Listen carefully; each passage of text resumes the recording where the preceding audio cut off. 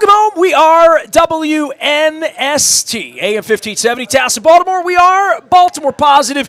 We are positively here at Costas and Timoni. I thought I lost my Lucky Sevens doubler. I did not. It was just to the left of me. To the right of me, I've got Pressure Lux. We're going to have Raven scratch-offs here very, very soon. We're doing a Maryland Crab Cake Tour. We're getting out 5 in a row. We're going to be at Coco's on Wednesday, and then I'm shutting it down and getting ready for Buffalo. We're going to move on to Buffalo. Luke is out in Owings Mills. We've talked about Samuel Basayo. We've talked about concerts and the fair out here in Timoni, and everybody needs to get out here. We've had great guests. John Eisenberg came by earlier today. Chris Corman from the Baltimore Banner. Some of my Goombas, my little mafia, my consigliere, Bill Cole from Cole Roofing, as well as Howard Scher from Duck Doctors. I didn't even give him a chance to promote Duck Doctors, but I'm here. Karson Kamenetz is here. He is the son of Kevin Kamenetz. He's been on the show before. His family is here, making a big deal out of this county council thing. You know, I almost ran for office once. I didn't. I always say to all of you, and I had nothing but politicians on last week in Ocean City, anybody that wants to get in the arena like Teddy Roosevelt, you know what I mean? Your old man had it in his blood. How old are you yet? You 18 yet? I'll be 25 when elected, Nestor. All right, 25. Yeah.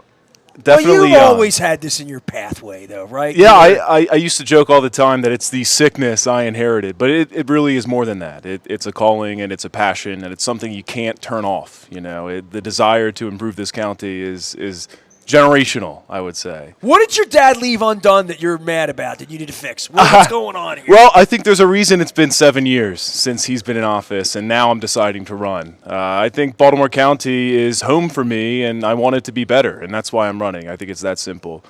What are you running for? Like, 'cause I had you on a couple years ago, and you were dipping your toe. I see you at Mako. I've seen you at various events. I mean, you really have picked up your dad's legacy. You channel your dad a little bit. I think people loved your dad, would be warm to you, if not, and knowing the story and the tragedy involving your father. But, like, this is – I had Johnny O sitting right here about 5 weeks ago. We kind of christened this place, and we didn't even pick it. It was kind of accidental because we're Dundalk guys. Sure. And we sat here, and I'm thinking to myself, if there's anybody that was ever groomed to do this work, you know, running down at the Capitol and doing all of that, I'm thinking it's people that dedicate their lives to it. I clearly dedicated my life to doing something different. And when I thought about entering politics, it was because, like, city's on fire. Mayor's going to jail. Mueller's running the county. You had just lost your dad. Like, I'm like, what? Trump's running the country. I'm like, and I still feel this. We can do better. Yeah, we can do better. Right? I always feel we can do better. Right. And I think if I were young as you and had the background you had, I grew up in a house where this was going on. I grew up in a political house. My dad was very involved in politics and in community development, community leadership. We had signs on the porch. Not everybody did in Dundalk. We handed flyers out. Ted Venetoulis took real umbrage to me because I campaigned for John Coulihan. Oh, wow. And Ted's like, we kicked his ass, didn't we? And I'm like, yeah, you did, Ted. So I knew you knew Ted. But, I mean, when I laugh about Ted, you knew Ted as a kind of a crazy uncle, and your dad was in politics. This was the conversation at your dinner table where mine was more about baseball in my house. Yeah, I think that's why you see so many sons or daughters of politicians get into public service because, you know, I grew up with it at the dinner table, just as you said. I received a master class every dinner about this is what's wrong with county government. And, you know, Kevin, he would say, this is how I'm going to fix it, and we're going to do it my way. Well, if he saw Trade Point. Right? Oh, yeah. Right? Great example of something he has I had left David his Marks legacy. on the other day, and we were talking about Todd Crandall's issues and things that I'm a Dundalk guy and things that Todd could stand on. And I said, well, Kevin, Jim Smith even before that and anybody that was involved in believing in it. But, I mean, your dad left these legacy pieces that it'd be very easy for you to go out and campaign on things that he did that are left behind that are visible and visceral. I mean, even this racetrack and what we're sitting in here now, hey, this is important. It's alive. We got to keep the OTB. We got to keep the track here. Like things that were fundamental to the county that were important to your dad. Yeah, I mean, you're talking about the county's identity. We have 200 miles of waterfront, 400 miles of streams and tributaries, farms and green spaces. We have the Maryland State Fair here every year at the fairgrounds. Now 3 weekends, including 3 weekends. this weekend. And it is packed as ever every single day. And people at Costas right here will tell you how busy it gets during the state fair as well. I told poor Christine she had bags under us. She didn't sleep last night. I know she didn't sleep. The place was crazy in here. It's a tough job, It's empty right now. It won't be on Thursday and Friday. Trust me. That's the truth. But, some of that is under threat recently, and that's really why I'm throwing my hat in the ring here. I think Baltimore County, you just had weeks of politicians at Mako. We have good, bad, and ugly. The good is when our government services work for people and neighbors feel heard and understood. The bad is when government doesn't work so well, maybe bureaucracy clogs up and our friends don't feel heard. And then we have the ugly, and that's really when politicians let politics drive their decision-making instead of doing the right thing. And that's like raiding D.C. with the federal army. Like yeah.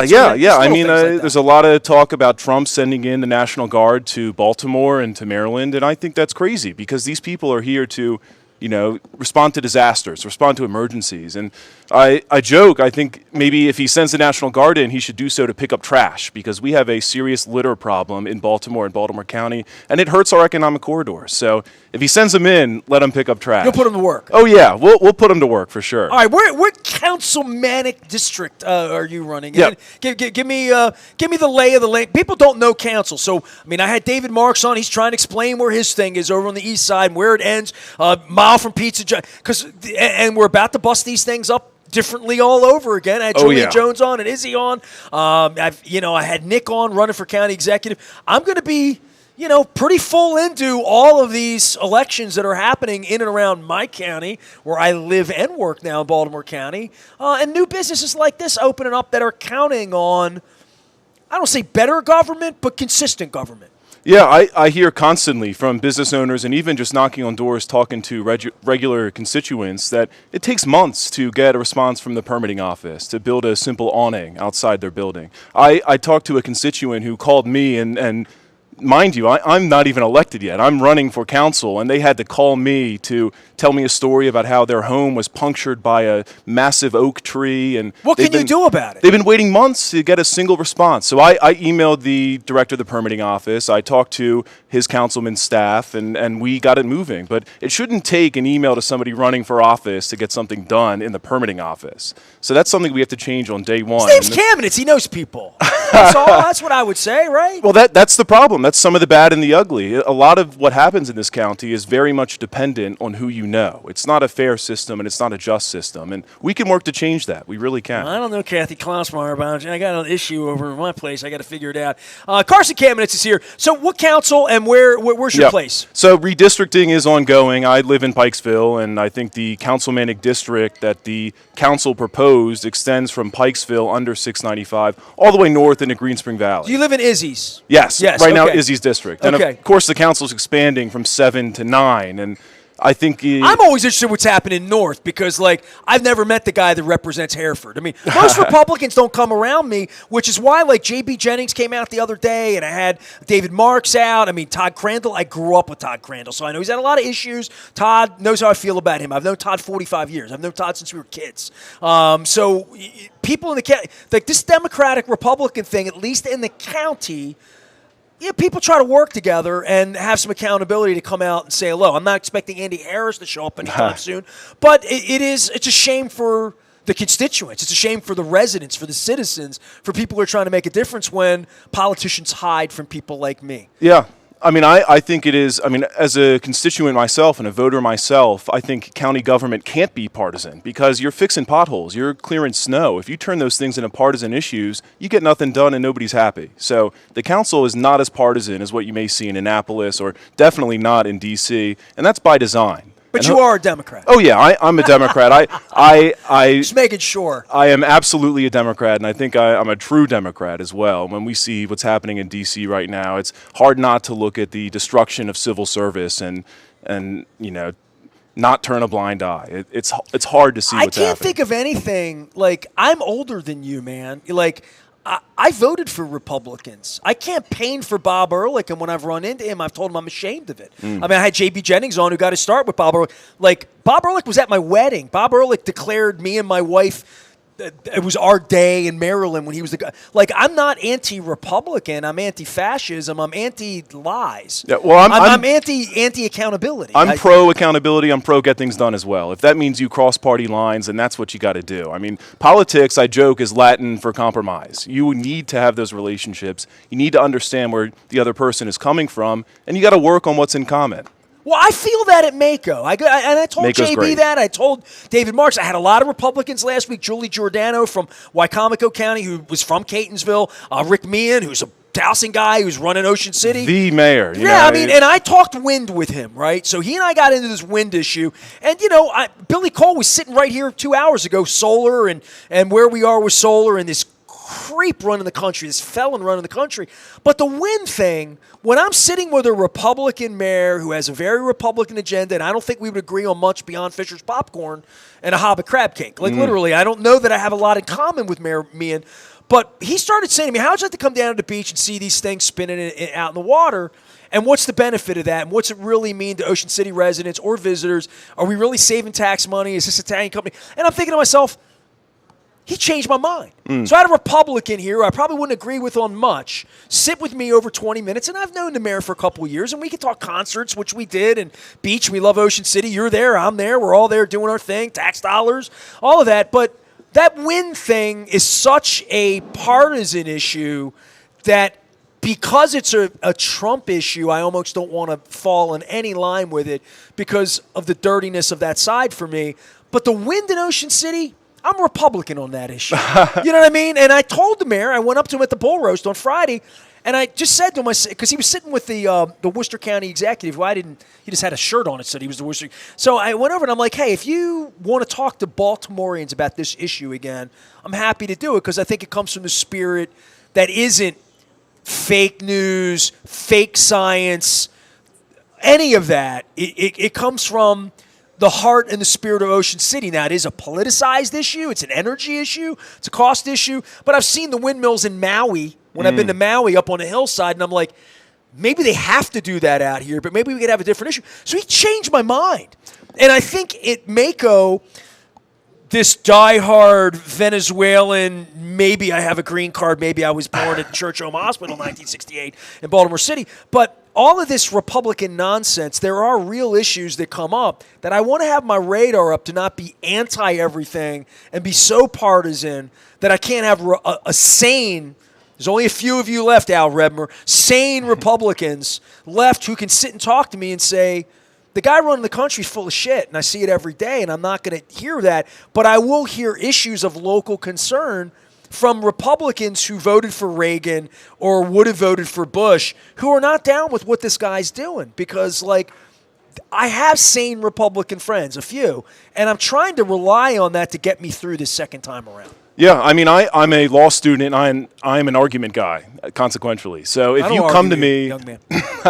if you come to me with an argument and convince me of something, you won't find a stronger advocate in any room, regardless of party, regardless of the issue. I like science and facts and education. education. Yeah, this shouldn't be a controversial statement. And when you talk about wind, absolutely, we can have a conversation about the pros and cons about it. But when you're protesting outside of Mako with a sign saying "Stop wind" to keep government secrets, we're not on the same playing field here. I would agree with that. It's like, what are you talking about? You know, and that kind of dilutes their argument. It makes it hard to respond. That didn't come to me. The argument for me was fish, fisheries, the water, and the view. Absolutely. How far away it is, and whether it's really going to save anybody money. Who's making money?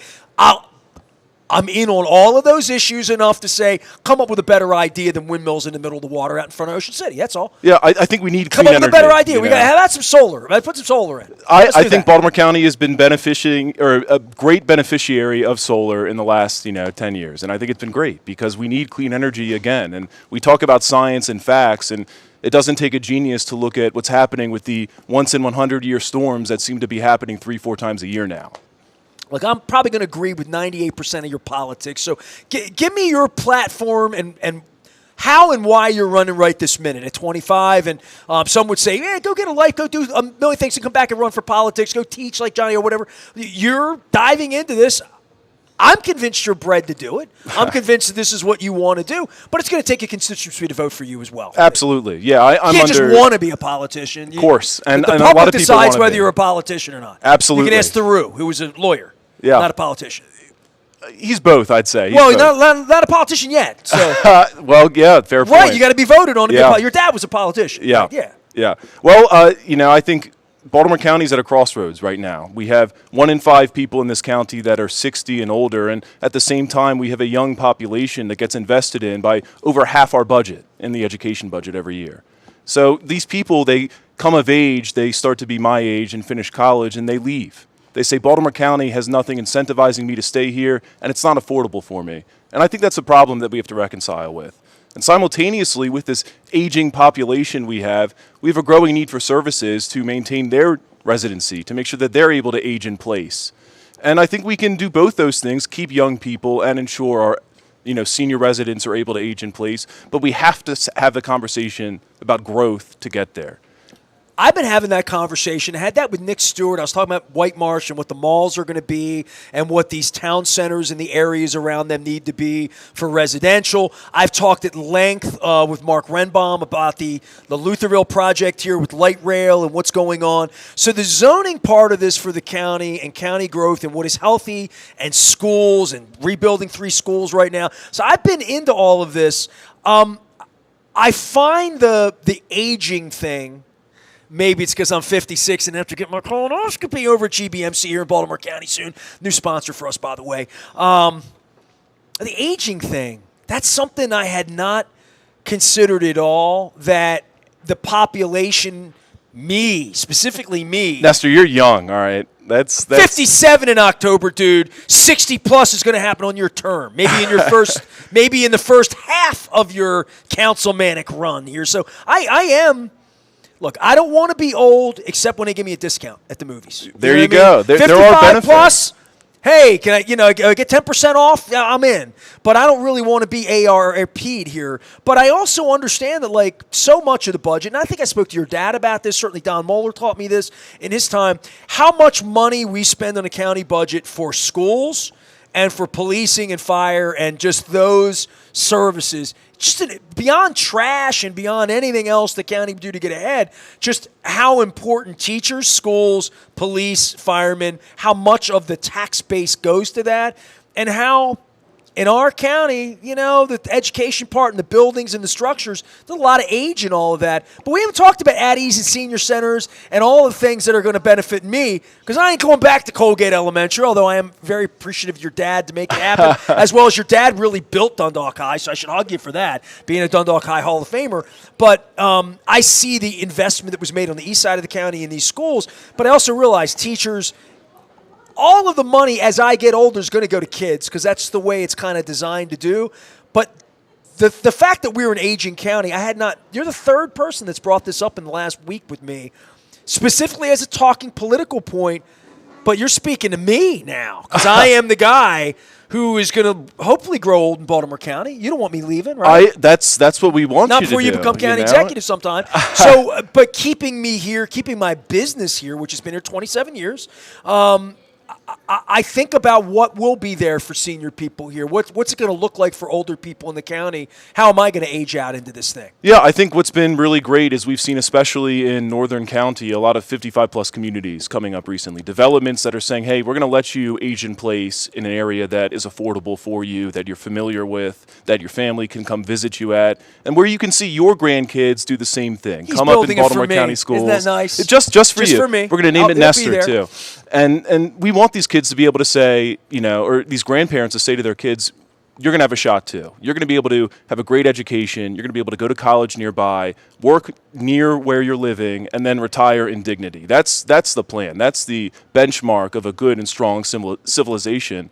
And we can get there, but we have to build more. We can't do it with one 55-plus community and totally ignoring where young people can live. I have friends that are leaving this county now, my age, just finishing post-grad, thinking, where am I going to live in Baltimore County? There is nowhere that incentivizes me to stay. There's nowhere that's affordable for me to stay. The city's yelling to people to come in. Exactly. I had Megan McCorkle on. City wants you. I don't think there's any doubt about it. Oh, yeah. We got space for you. I think especially because of how linked the city and the county are in so many regards, we have to have the same message coming out of Baltimore County as well. It can't just be age with us. It has to be grow up with us, stay here, and age with us. Karson Kamenetz is here. He is running for county council. Do we have a number on it yet? Or are we trying to figure out new numbers? Right, different numbers. Right now, it's 4. It may or may not change. And this is part of the bad and the ugly. Yeah. This is part of the bad and the ugly. There's a redistricting process that still hasn't ended, despite starting over a year ago. And this is Well, I'm not convinced they got the right county executive, and I've told 5 of them to their face. I'm like, you got to be kidding me. And then the inspector general thing, I don't know. I live here, I work here, I play here. My businesses are all here. I got some questions. I need some, since your dad left and where we are, and Johnny graduating to Congress, and I had him here and all that. I need it to be stronger. I mean, I do. And I want to pay tribute to your dad for 1 minute because it just came to me about this because I have you here. I went to Colgate Elementary on the east side. My parents bought a home there in 1953. My dad worked at Martin Marietta and then worked at the Point after that.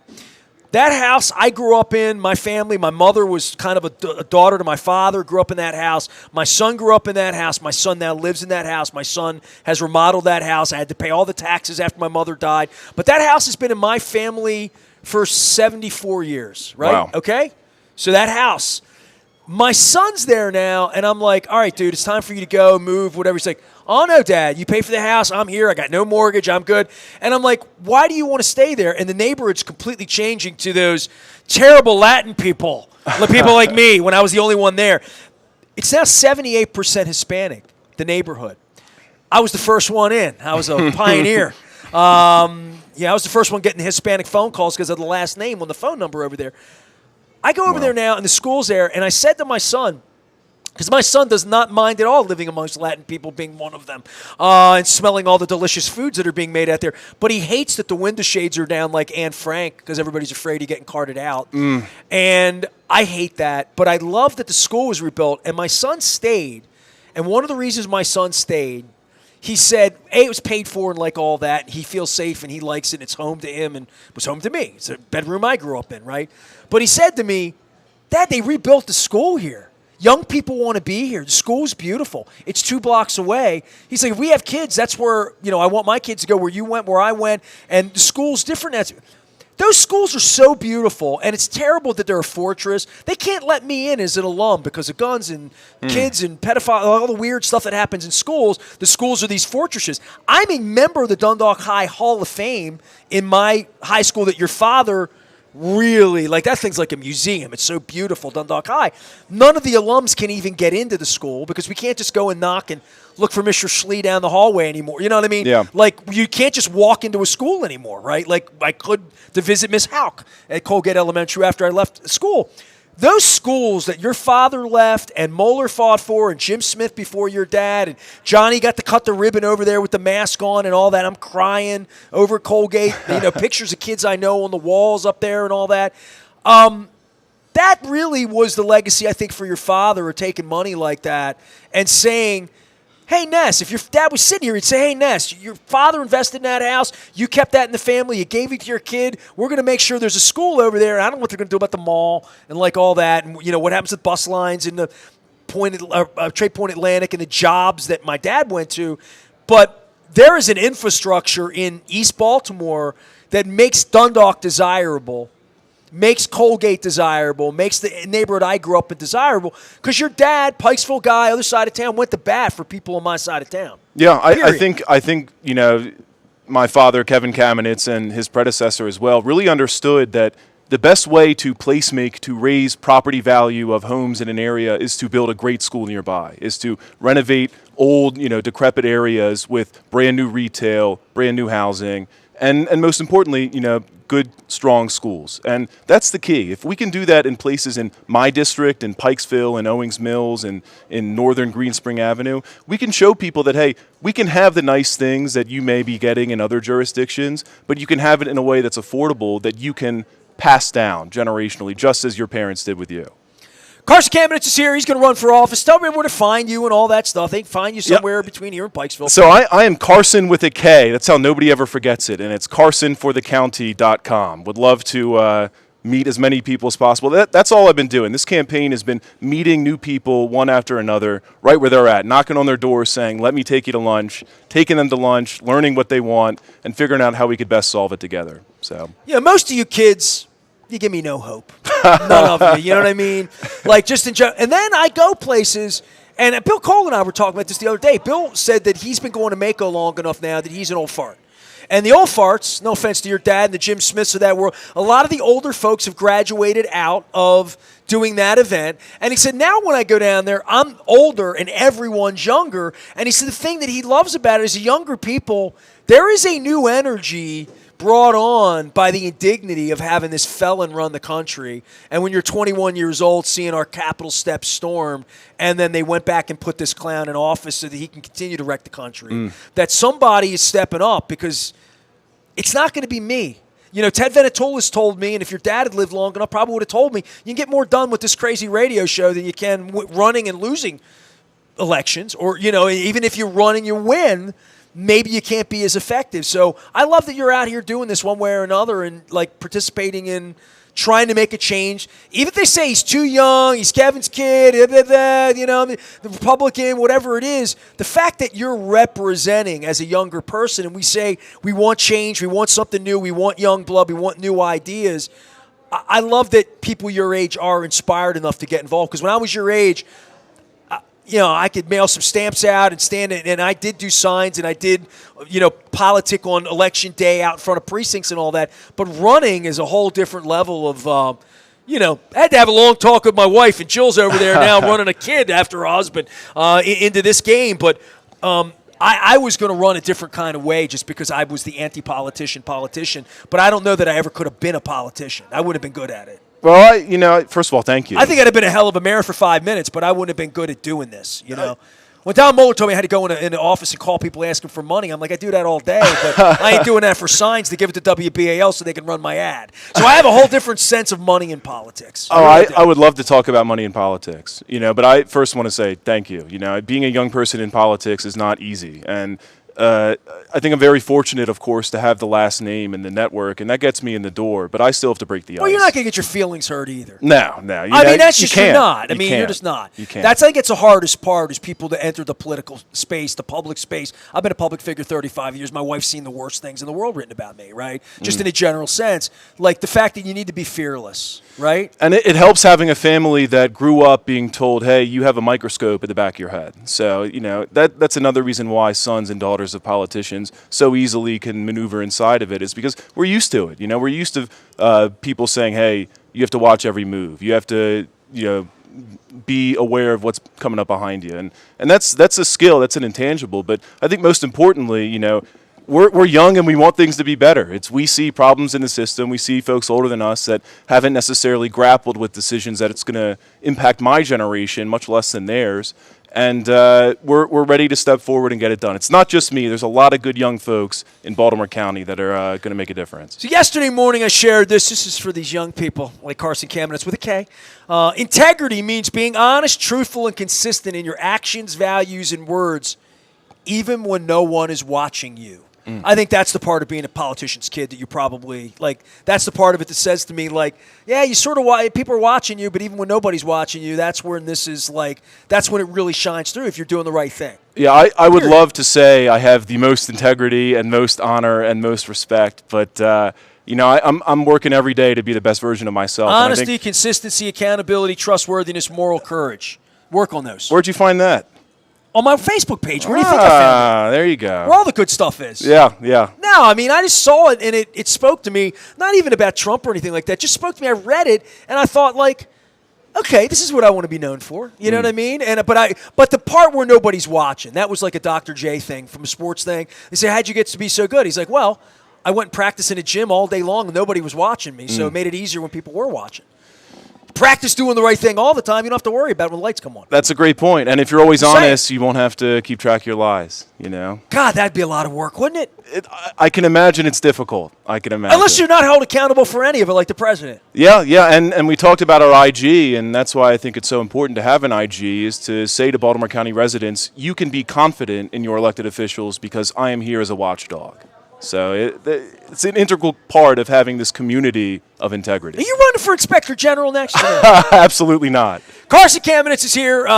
If you're in his district, consider voting for him. If you're not, consider hanging out with him. As I did at Mako last week. Really good seeing you. Thank you very much. Sure, I'll have you out again at some point. We'll have a proper crab cake. I know you're no stranger to Costas here in Timonium. Costas is incredible. Their crab cakes are honestly bar none. We had a crab cake here on Thursday or Friday, and the second you said you were going to be here, I said I'm going to be here too because I want another. No, he didn't. He said, "Are you doing Dundalk or Timonium?" Because that's what everybody has to ask him. I'm Costas. It used to just be one thing. Yeah. Now I got to be specific about it. Hey, this weekend they're going to have bands out here. They got the horses running out here. I'm wrapping things up, but I'm going to be at Coco's on Wednesday. I'm continuing my countdown here at Costas today. We featured at number, I believe it was 7. I didn't want to insult Christine as we're doing our 7 days of countdowns. We did the Oysters Rockefeller here, which is if you've never had the cream spinach, forget about it. Get out here to Costas and get it, as well as the Crab Imperial, make you feel like a king. We're going to be at Coco's, and my last 4 places, they're not WNST sponsors. 2 of them I have never even mentioned on my Facebook page, so I'm very, very excited to release our 27 tastiness tips as well. My thanks to Paul Manna for coming out promoting Trifecta Food Truck Festival, as well as I had John Eisenberg out. I had Howard Scher from Duck Doctors. I had Chris Corman from the Baltimore Banner out. I think I left somebody out. I don't even know. I've been here 5 hours, man. You got a good job, man. Now listen, here's your job. Come to Pikesville. If you're a good kid, and if your mom nags me enough and reminds me as I put all this away, if I walk out of here without crab soup for my wife, and I don't take her home some crab soup, I'm going to have to bring her out here Wednesday night. Yeah. So I'm going to take her some crab soup home. So remind me to do that. Yes, sir. Always get the Maryland crab soup to go. It's another little tip it costs. I'm a half and half guy. I like the half Maryland crab, half cream of crab, and ton of crab meat in it, and you can't complain. You get best of both worlds. I just love the Maryland crab soup here. That's I respect it. You happen to be wrong, but I respect the opinion, Debate team. Here we go. Listen, where we are in the world right now, Democrats are not allowed to fight with each other. Because I would have Westmoreland to fight with him a lot right now if I could, but I'm trying to be nice. You see the arms on our governor, though? He's got some pretty big arms. He just did the Maryland football video. His arms look really presidential, but you know what? I'd rather them look gubernatorial. First. Well said. I need, it's nice that you think you can run, but I want to see you walk and crawl. Well said. Yeah. Well said. Yeah. That's my mistruth of the day. Karson Kamenetz with a K. Thank you very much. I'm here at Costas with a C. Yes. In Towson with a T, or actually Timonium with a T. Get out here to the State Fair this weekend and take care of the good folks. I'm stepping out, taking a break, because I got to get the Planet Fitness. My thanks to GBMC for putting these things together. The Maryland Lottery. By the way, I know you're 18 now. You get a lottery ticket. I always make sure. I still think of this kid as a kid, but he's all right. He's running for office. I am Nestor. We are WNST, AM 1570, Towson, Baltimore, and we never stop talking Baltimore positive. Stay with us.